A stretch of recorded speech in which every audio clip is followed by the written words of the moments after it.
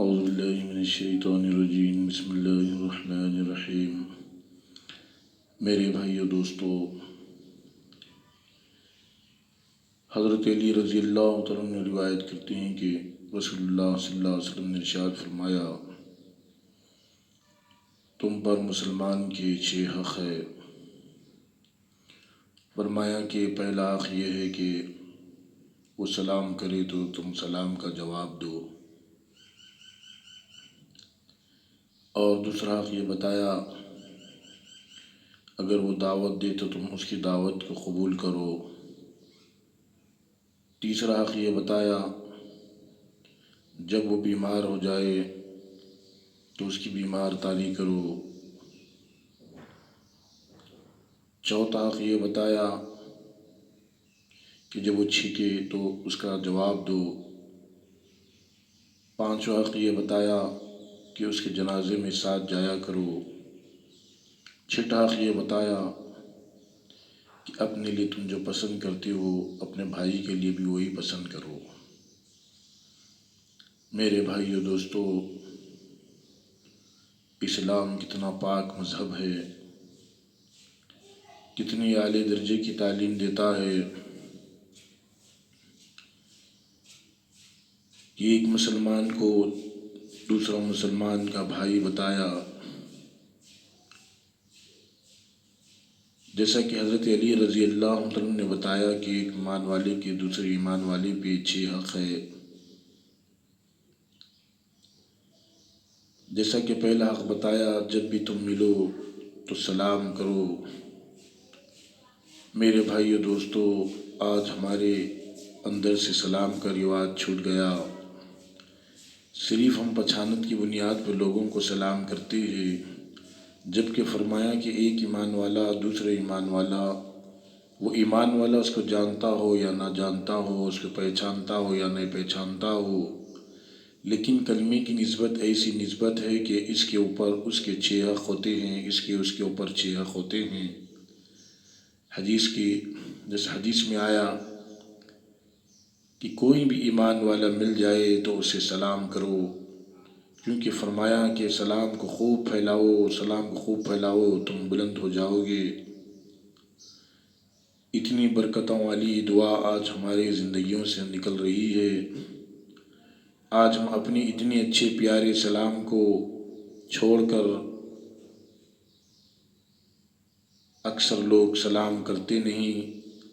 میرے بھائیو دوستو، ایک دوسرے کو دعا دینے کا ہے۔ جیسا کہ حدیث میں آتا، حضرت ابو ہریرہ رضی اللہ عنہ روایت کرتے ہیں کہ نبی پاک صلی اللہ علیہ وسلم نے ارشاد فرمایا، جب آدم علیہ السلام کو اللہ تعالی شانہ نے روح پھونکی، پھر فرمایا جاؤ وہاں پر فرشتوں کی جماعت بیٹھی ہوئی ہے، سلام کر آؤ۔ جب حضرت آدم علیہ السلام نے وہاں پر سلام کیا تو فرشتوں نے سلام کا جواب دیا۔ پھر اللہ کے پاس میں آئے، اللہ رب العزت نے فرمایا کہ دیکھو آدم، یہ دعا تمہاری اور تمہاری اولاد کے لیے ہے۔ اتنی پیاری دعا، سلام کا جواب دینا، سلام کرنا۔ اللہ کے نبی صلی اللہ علیہ وسلم سب سے پہلے سلام میں پہل فرماتے تھے، اور سلام کے آداب بھی بتائے گئے۔ جیسا کہ کوئی آدمی سواری پر جا رہا تو پیدل چلنے والے کو سلام کرے، پیدل جانے والا بیٹھنے والے کو سلام کرے، ایک آدمی ہے تو 2 آدمی کو سلام کرے، گھر میں داخل ہو تو خود میں سلام کرے، گھر سے نکلتے خود میں سلام کرے۔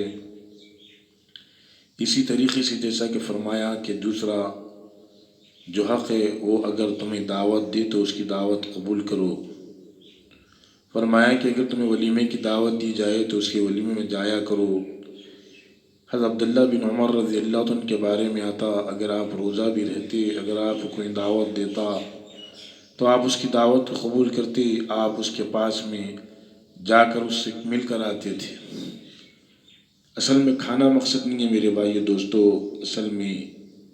ایک محبت ایمان والے کی، جو حق بتایا گیا وہ حق ادا کرنا مقصد ہے۔ جس چیز کو نبی پاک صلی اللہ علیہ وسلم نے بتایا گیا اس چیز کو ادا کرنا ثواب سے خالی نہیں، ایک سنت کو زندہ کرنا، ایک حدیث پر چلنا کتنا بڑا ثواب ہے۔ فرمایا کہ تیسرا حق وہ ہے اگر کوئی آدمی چھینکے تو اس کا جواب دو، جیسا کہ چھینکنے والا کا الحمدللہ اور سننے والا کہے یا رحمک اللہ۔ اسی طریقے سے کتنا پیارا مذہب ہے، کتنی پیاری چیزیں سکھاتا ہے، محبت بڑھاتا ہے آپس میں ایمان والے کی۔ ایمان والا جانتا ہو یا نہ جانتا ہو ایک دوسرے سے، لیکن یہ کلمہ ایسا کلمہ ہے کہ اس کی اور اس کی نسبت دنیا کے اندر کہیں بھی رہنے دو ایمان والا، لیکن ایمان والے کے حق ایمان والے پر 6 حق برابر ہوتے ہیں، کیونکہ وہ اس کی نسبت ایمان کے ساتھ میں ہے، ایمان کے ساتھ میں نسبت دی گئی ہے۔ اسی طریقے سے کہ جب کوئی بھی چھینک مارے اگر ایمان والا ہو تو اس کے جواب میں یا رحمک اللہ کہنا چاہیے۔